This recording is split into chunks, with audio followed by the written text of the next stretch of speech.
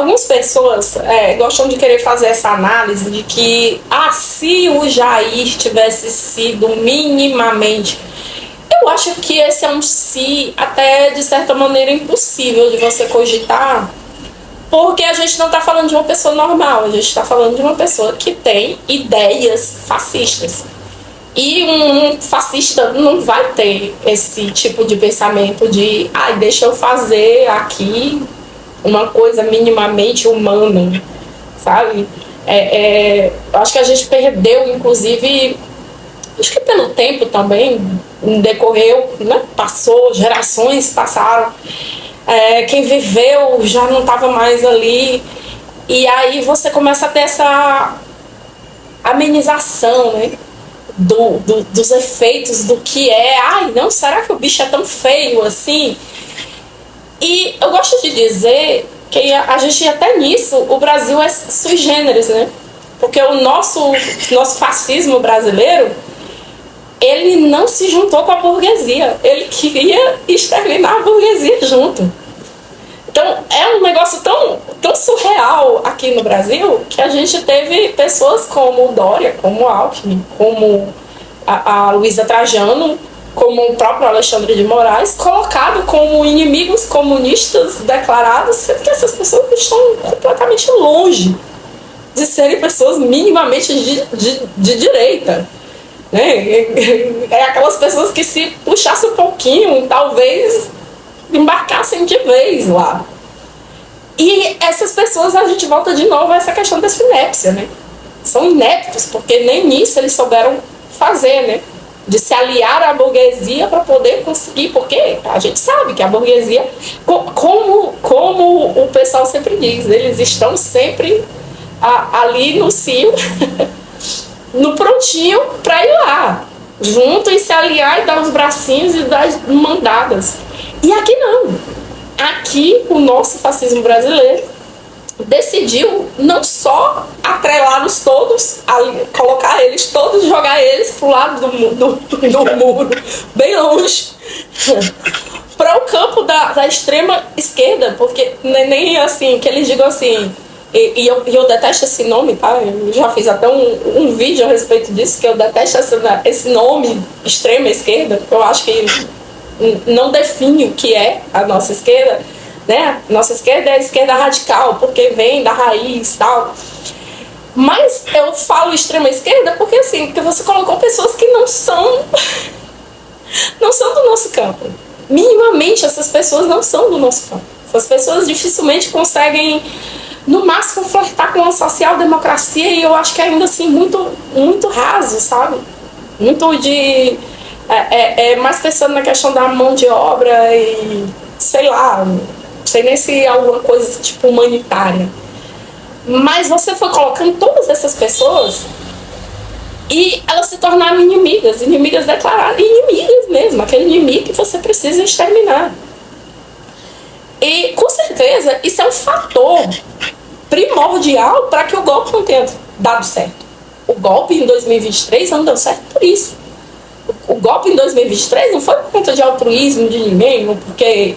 Não, pessoas amarelaram. A gente sabe disso. Isso é meio evidente nas análises que alguém deu para trás.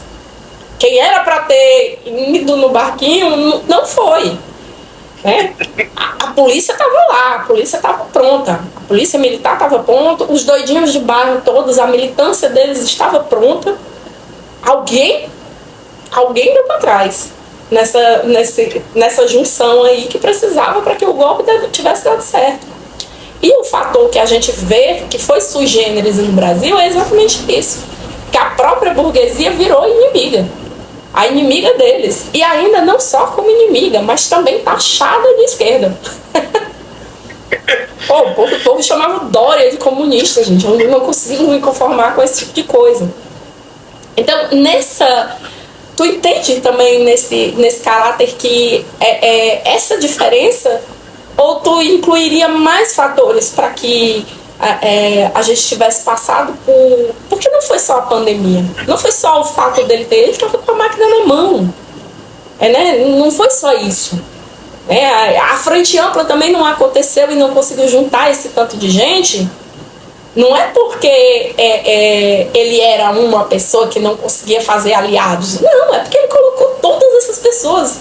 Literalmente, ele classificou todas essas pessoas como comunistas safados e que precisavam ser exterminados. Então, mas tu acha que tu incluiria mais outros fatores além desse? Ou tu acha que esse é um fator que realmente diz assim, Luane, essa peculiaridade do Brasil foi um diferencial? Eu diria, Luane, que de fato a gente tem ali uma questão muito... É muito complexo a gente pensar, né, que ele pegou uma parte, né, da elite, da burguesia brasileira e de fato declarou guerra, né? Vamos falar a verdade, né? Porque de fato o Jair declarou guerra para uma parcela, né? E fazendo alguns movimentos, fazendo algumas coisas muito perigosas, escolhas muito ruins. E talvez pesou muito um país dividido como a gente saiu de 2018, né, cara? Porque a eleição do Bolsonaro deu ali 10% de diferença entre ele e o Haddad, né? Deu aí volta de 7, 8 milhões de votos a mais, uma diferença razoável, né? Mas, apesar da maioria numérica do Bolsonaro na eleição de 2018, o Brasil saiu muito dividido. As famílias divididas, pessoas que a gente tinha um apreço, algumas pessoas que você tinha algum tipo de admiração, de apreço mesmo, se revelaram assim, um lado muito nefasto da sua personalidade, sabe? E aquelas falas, né, da cloroquina, do Bolsonaro mostrando a caixa de cloroquina para Ema, que é cômico, porque ninguém em sã consciência iria imaginar um presidente da República que iria fazer um negócio desse, sabe, Luane? É cômico porque você pensa do ponto de vista mais geral, sabe? É cômico porque você não acredita que um presidente da República vai para a cadeia nacional vender uns kits de remédio que eram para parasita e um anti-inflamatório comum, né? Esses dias eu estava aqui ajeitando a caixa de remédio aqui na minha casa e encontrei uma azitromicina. A gente toma frequentemente para algumas doenças até ditas normais, né? São questões corriqueiras. Então, assim, é muito complicado. A gente criou esse ambiente, né? E esse ambiente talvez tenha propiciado muito uma certa antipatia de pessoas que não eram bolsonaristas, mas que olharam para aquilo e falaram: bom, é muito problema. Esse cara eu acho que esse cara tá passando muito da conta, sabe? Ao mesmo tempo que a gente foi vendo isso, Mari, é bem complicado. Mas junto veio uma recessão econômica pesada, muita gente passando fome, fila do osso, pessoa não tendo o que comer, os preços explodindo. Então vai se criando de novo um cenário muito favorável para a eleição do Lula em 2022, sabe? Porque de fato ali tava rolando o que as pessoas, muita gente votou por antipetismo, teve muita gente que votou em Bolsonaro pelo mero discurso da mudança, que, claro, muita gente falou, olha, mudar nem sempre, desejar mudança não significa nada, porque muitas vezes a mudança pode ser para pior. E não demorou muito, sabe, Loni, para a gente perceber que a mudança foi para pior mesmo. Não demorou. E eu acho que a galera foi percebendo que a coisa não estava legal. Só que tem uma diferença brutal que eu brinco, que é o seguinte: o Jair teve um bom papel no Brasil de mostrar para as pessoas quem são. E eu não gosto muito, eu não sou muito fã de uma visão que às vezes se difunde muito, né, nos debates políticos, mas que tenta separar a política e moral. Olha, a gente não pode avaliar, fazer juízo de valor com uma pessoa a partir das opiniões, do que ela prega, mas ao mesmo tempo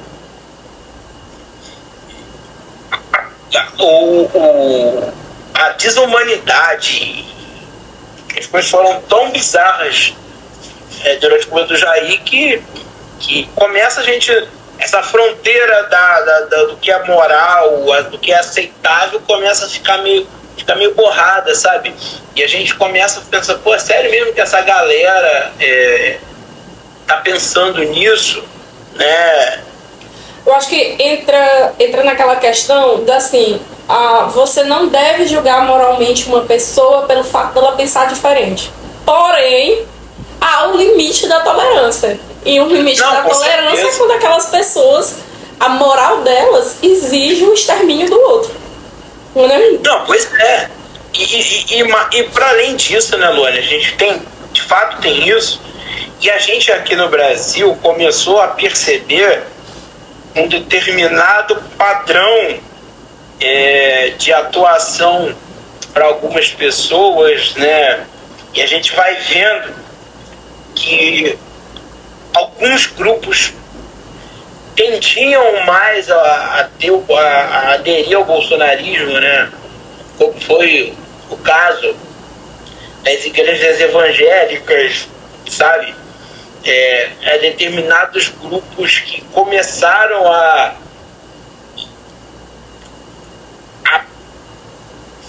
verbalizar uma linguagem, que é uma linguagem que muitas vezes era muito contraditória em relação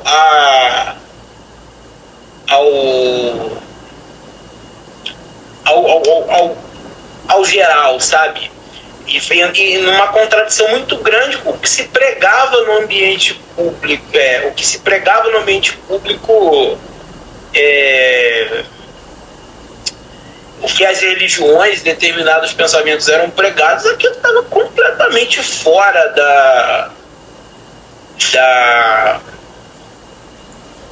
forma como as pessoas se pensavam, sabe? A gente, é muito bizarro, porque a gente foi percebendo um descolamento tão grande da realidade que a gente começou a falar, bom, não é possível, cara, que as pessoas não estão vendo o que a gente está vendo. E aí eu acho que entra muito na coisa que o João César de Castro Rocha fala, de que o bolsonarismo, em certo sentido, foi uma dissonância cognitiva geral, sabe? As pessoas de fato o ambiente político ficou tão tóxico nesse sentido que as pessoas às vezes não estavam tendo claramente a noção do que estava acontecendo, sabe, Doni? É bizarra a forma como a gente construiu as coisas no Brasil, e determinados grupos passaram por esse processo, sabe? Foi bastante duro ver esse tipo de situação. A gente viu muito claramente essas coisas. Então,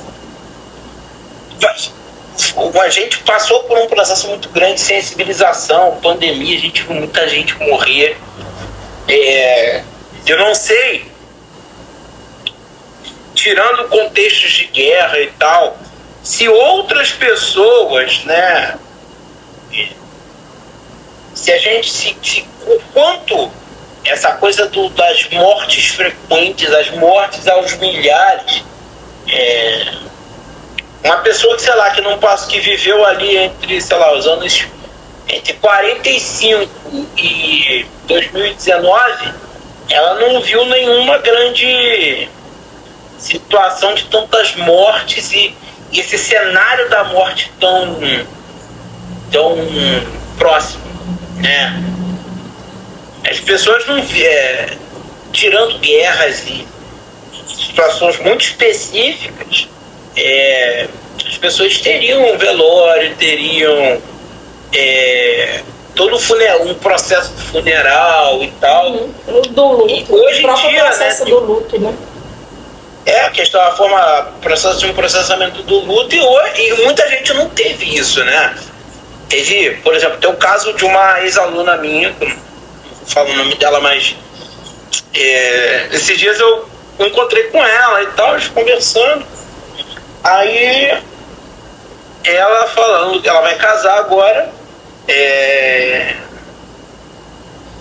e ela falando, nossa, tô meio triste porque meu pai não vai estar no meu casamento, não sei o que, vai ser estranho, porque ele morreu de Covid, já não teve velório, não teve funeral, agora eu vou casar e ele não vai estar. Então esse monte, esse impacto, né? E acho que tudo isso impulsionou muito a essa visão de que, olha, o Brasil precisa sair dessa corda bamba, né? Sair desse espaço, desse lugar muito ruim, muito perigoso, muito maldoso, sei lá. Me parece que as pessoas foram percebendo com o tempo, Lorne, que ali tinha algo muito... O ambiente estava pesado, né? Tem gente que é do campo místico que vai dizer, não, tinha uma áurea, tinha uma energia. Tinha algo ali muito perigoso. Eu acho que é nesse cenário que a gente vai ter lá a eleição do Lula para mudar um pouco esse processo, né? Mas ao mesmo tempo me parece que a gente ainda vai ter essa coisa, a pandemia, a vaza-jato, toda essa desumanidade ajudou bastante. Essa frase fica estranha, mas é verdade. Ela construiu um cenário, talvez é melhor assim, que propiciou a eleição do Lula em 2022. Propiciou várias coisas, né? É duro a gente falar essa realidade e, inclusive, da gente lembrar que o SUS, a gente só não perdeu o SUS por causa da pandemia. Isso não é uma conjectura, é um fato. Ela estava pronto para ir. E assim, são tantas coisas, a gente ainda perdeu muitas, né? A gente perdeu a Eletrobras, mas a gente teria perdido muito mais se tivesse sido mais propício, porque vamos combinar, a tempestade perfeita estava formada. O Paulo Guedes estava ali para passar uma agenda que a Ponte para o Futuro não conseguiu passar. Era terminar todo o processo da bendita Ponte para o Futuro. E ali, aquele processo, ele só foi estacionado por conta das maluquices, por conta do fascismo evidente do Jair e sua trupe na pandemia. Com aquela fala lá da superintendente da SUSEP, né, da Superintendência de Seguros de Saúde e Previdência, que ela diz, olha, deixa morrer uns idosos, porque aí a gente vai acabar com o rombo da Previdência. Então, são falas que isso em março de 2020, quando estava se formando o primeiro grupo para falar da pandemia. Então, já existia a ideia de que quem morria era idoso. Então, foi aquela quando você pensa nisso, não eu gosto de dizer para os meninos, gente, a gente tem que parar desse negócio da gente colocar nesse quesito como se fosse maldade. Eu acho que essas pessoas não têm nem a capacidade de definir um bem e mal.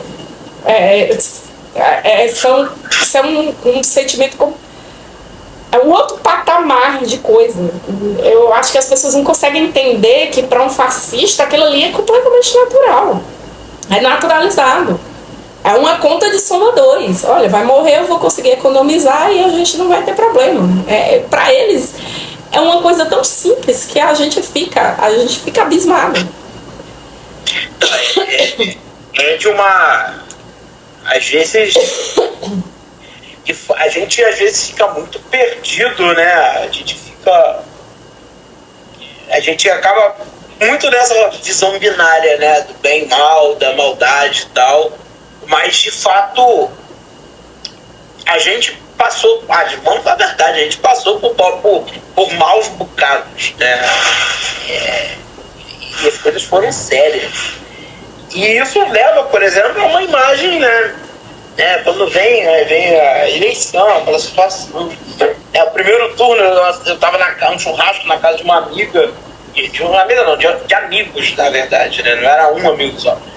De um casal de amigos, a gente fez um churrasco lá e tal.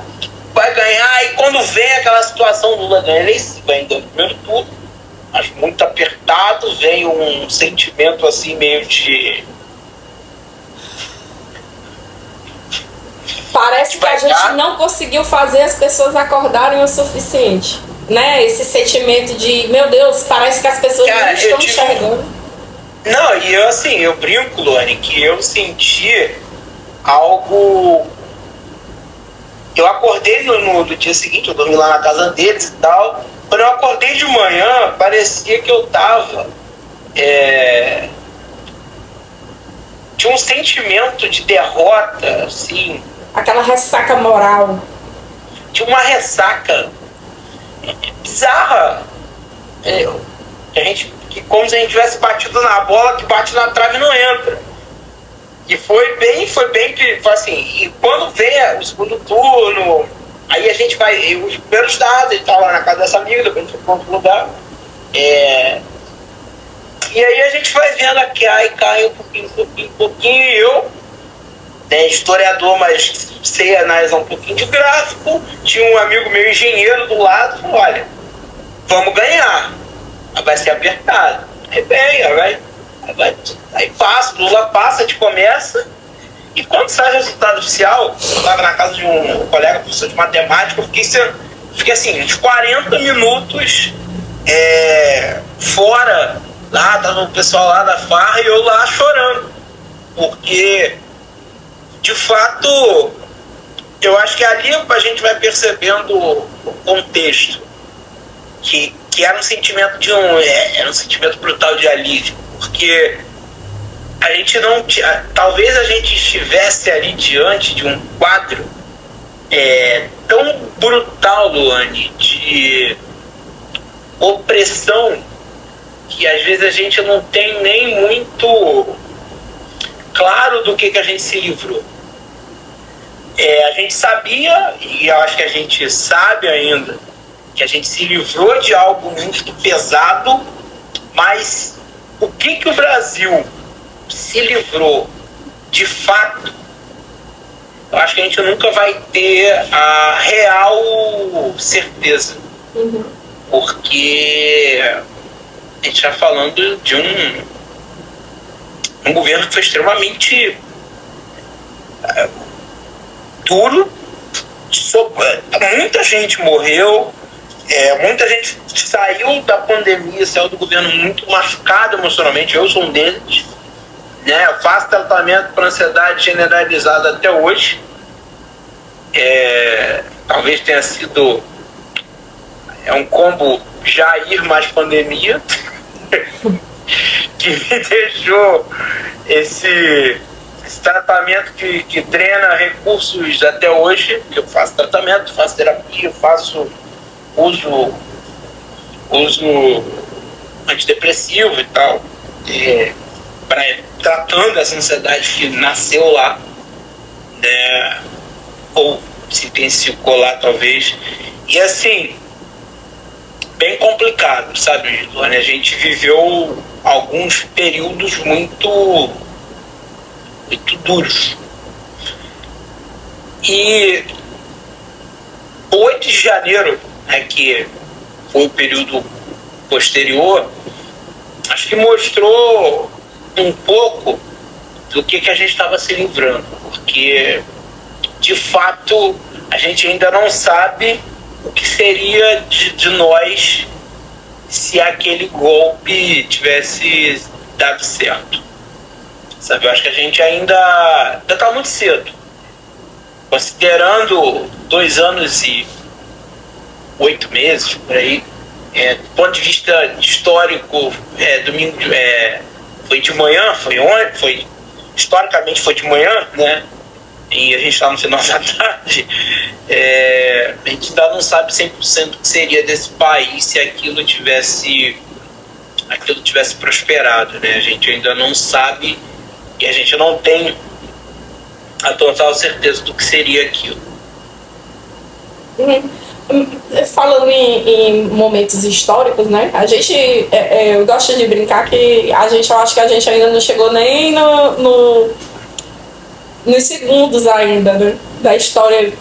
Assim, se você for comparar o tempo a quantidade de anos que o universo tem, a nossa história não é nem um microsegundo, é um nada, é um sopro. Tem um calendário que algumas pessoas usam, sabe, Lani, para poder dar uma dimensão disso. É curioso, porque se você pegar a história humana, a história do planeta, e resumir como se fosse um calendário de um ano, o ser humano teria surgido no dia 30 de dezembro daquele ano, ou seja, 364 dias do ano foi sem nós. Uhum. E a gente tá nesse... Aí vamos fazer igual o tempo, vamos dar essa... A gente tem passado cada vez mais por processos de mudança cada vez mais rápido, né? Tudo tem mudado muito rápido. A gente já fala de evolução exponencial. A gente não está mais nem na PA e nem na PG. A gente já está numa progressão exponencial de evolução, né? Tudo é muito rápido. E, na verdade, a gente sabe que é até muito mais rápido se não fosse o bendito do capitalismo, que faz ali para frear, né? Porque tudo tem que ir sempre voltado para o lucro, né? Como gostava de dizer nosso saudoso Merlin, já existem diversas profissões que a gente não precisaria mais que elas existissem, porque nós já temos capacidade tecnológica suficiente para suprir esse tipo de coisas, que a gente não precisasse colocar pessoas em atividades degradantes, inclusive, muitas delas, porque a gente tem tecnologia suficiente para suprir isso. Porém, por uma escolha, inclusive, do nosso modo, né, de nosso sistema, escolhe-se não fazer, né? E esse processo também, de certa forma, a gente não pode comparar, por exemplo, com o período da era medieval, dos feudos e tudo, a época que demorou, porque a nossa própria capacidade evolutiva e de pensamento e de transmissão de conhecimento mudou drasticamente. A gente não tem como comparar como as coisas corriam, né? Como corria como rastilho de pólvora. Hoje a gente não consegue nem mais dizer isso. É maior do que a velocidade da luz. Você pisca e coisas acontecem imensamente rápido. Eu gosto de lembrar, por exemplo, o caso do Silicon Valley, né, que foi aquele banco lá que tanto a quebra quanto a retomada foi assim, um dia. Gente, foi um dia. De manhã vai quebrar, quebrou e de noite já o banco já estava lá com o apoio jurídico, o apoio financeiro do próprio Estado americano e pronto, porque você não pode deixar aquilo ali se espalhar, você tem que abafar extremamente rápido. A gente está vendo o caso do Nepal, que dormimos e acordamos com uma mulher sendo queimada dentro de um palácio. Então, as coisas têm acontecido de uma maneira extremamente rápida demais, em que você não consegue nem exercer o pensamento crítico. Você não consegue fazer aquele calma, respira. Deixa eu concatenar aqui, fazer uma análise, sabe? Tudo tem sido analisado muito a quente, né? Você precisa lançar matérias, vídeos, tudo muito corrido. E se você não estiver falando do assunto do momento, não rola. E aí eu brinco que os meninos até estavam falando assim, meu Deus, mas qual a dificuldade de fazer migrar o público do X para o YouTube? Eu digo, gente, mas é porque as pessoas no X estão acostumadas com a notícia ali, ó. Você dá uma rolada de tela, você vê tudo. E no YouTube tu vai ver um vídeo de 16 minutos sobre um negócio que tu já viu, ó, lá no X, a notícia já tá velha. Então Isso é uma complicação. Louco, né? E aí, eu queria que tu pensasse assim, vamos ter 2026 bem aí. Olha, tu já viu uma eleição começar tão cedo como tem começado agora? E aí eu digo isso desde o precificar a reeleição do Lula, que a gente sabe que o mercado já está precificando, já está meio que dando como certo, né? Vai lutar até o último instante para dilatar a terceira via deles o tempo inteiro. Mas assim, a tecnologia, gente, esses vídeos de tudo muito rápido. Olha aqui a gente falando, a gente está fazendo uma entrevista pelo WhatsApp, fazendo uma gravação de tela em tudo que há algum tempo era inimaginável. Você com pouca tecnologia, entre muitas aspas, porque a gente está fazendo isso basicamente com um dispositivo sem muita tecnologia, à vista do que era preciso antes, né? Nem aquele microfone, né? A gente não precisa mais, porque tu tem editor que ajusta o vídeo, que faz, que tira o eco, E a gente vai ter que lidar com isso tudo para uma eleição que vai ser polarizada ainda, com essa capacidade exponencial gritante, com um capitalismo urrando, dizendo não quero ir, mas a gente vendo os sinais claros. Eu acho que nunca foi tão evidente os sinais de desgaste do capitalismo, com o Trump aceleracionista, que a gente nunca poderia imaginar, com o Trump dando uma de aceleracionista nos Estados Unidos, e esse caldo todo para a gente pensar, eita, 2026 já começou. E aí o que é que o Gabriel, professor, militante, tá pensando? Eu vi que você criou, inclusive, o canal, eu imagino que foi por isso. A Voz Pública, Política, Notícias e Institucional também veio disso aí. Dessa necessidade que a gente, como militante, viu que a gente precisava estar nas redes. Não só fazer a nossa militância de boca a boca, como a gente faz, mas sair dela e ir para as redes mesmo, e fazer o canal, e falar, e conversar com as pessoas. Esse colóquio aqui também é sobre isso, né? É a gente conversar e a gente pensar, porque são as nossas experiências e as nossas evidências anedóticas que também servem, porque vai se juntar com várias evidências anedóticas de cada um que vai escutar a gente aqui. Mas o que é que o Rafael está pensando, e principalmente como historiador, de como vai ser esse caldo delicioso, só que não, que está se formando para 2026? Olha, Luane, eu brinco que a gente... o cenário é imprevisível, porque sábado, né, eu fui dar umas aulas fora aqui da minha cidade, que eu moro numa cidade no interior do Rio, interior, entre muitas aspas, né?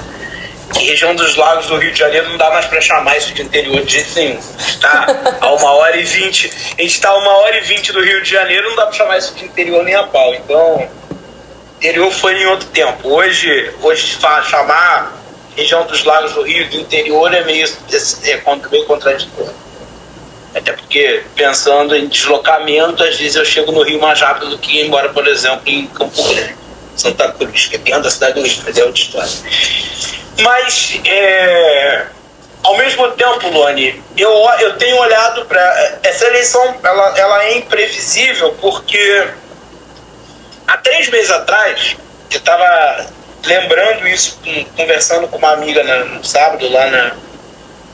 Eu tava falando pra Larissa, e aí a gente conversando, eu falei, pô, Larissa, ela, poxa, cara, essa eleição do Lula, não sei como é que vai ser. E eu, né, infelizmente, às vezes eu sou um cara muito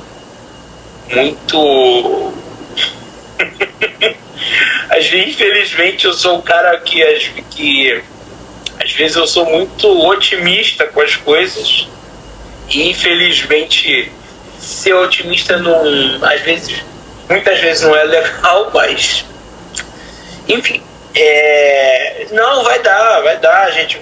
Você acha, o pessoal tá muito descontente e tal. Isso foi, sei lá, meado de junho. Aí vem essa coisa do taifaço, ameaça do Trump, e hoje eu acho que ninguém que faz uma boa análise de conjuntura hoje está olhando pro país que a gente tem hoje e pensando algo diferente de uma reeleição que, inclusive, dá até para dizer de uma reeleição em primeiro turno do Lula. Uhum. Né, está pensando aí, tem gente, as pesquisas têm mostrado aí que o Lula tem 47% e 49% de intenção de voto, o que também aumentaria uma possibilidade lá na frente disso que falta ser puxado por um voto útil, ao mesmo tempo que as tendências de pesquisa têm mostrado que um aumento, né, do eleitorado, das intenções de voto do Lula no ano que vem. Então, assim,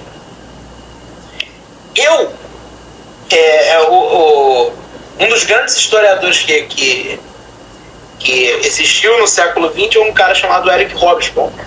E ele escreveu, no início dos anos 80, um livro chamado, eu tenho até ele aqui, chamado Nações e Nacionalismos desde 1780.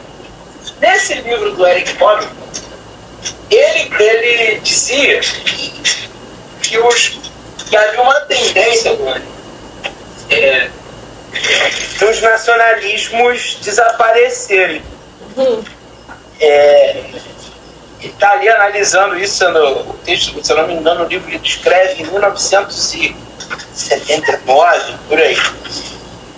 E ele começou a perceber, e ele dava como certo, né, de que esse nacionalismo iria entrar em crise, a gente ia ter uma dificuldade em relação a esses grupos, esse aumento dos movimentos nacionalistas.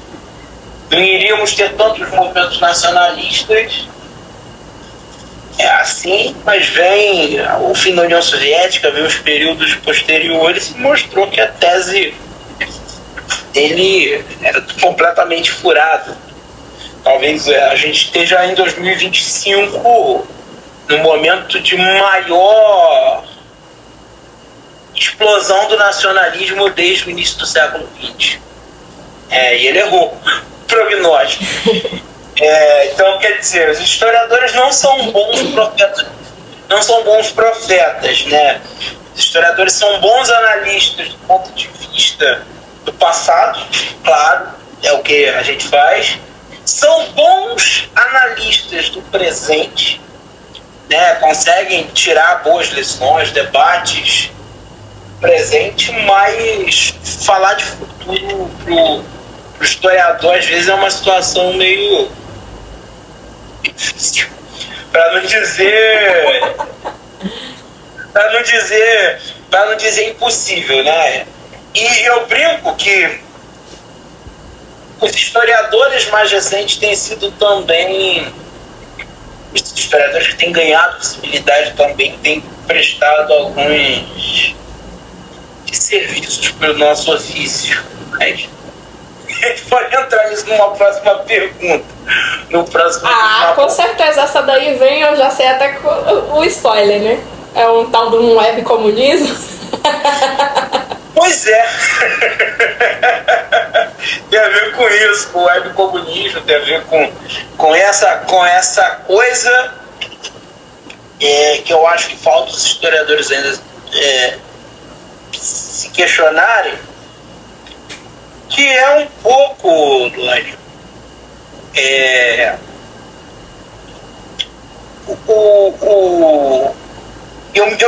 eu sou um cara que eu estou num processo de pensar um novo projeto de mestrado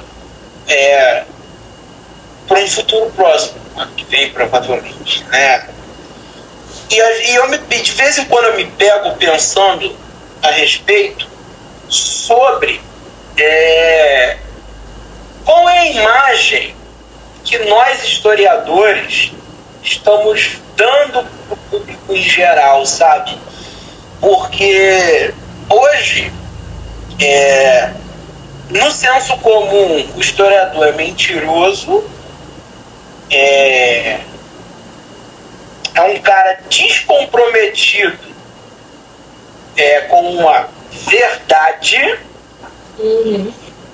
e é visto como um cara que está ali só por mera militância política, como se não tivesse ciência.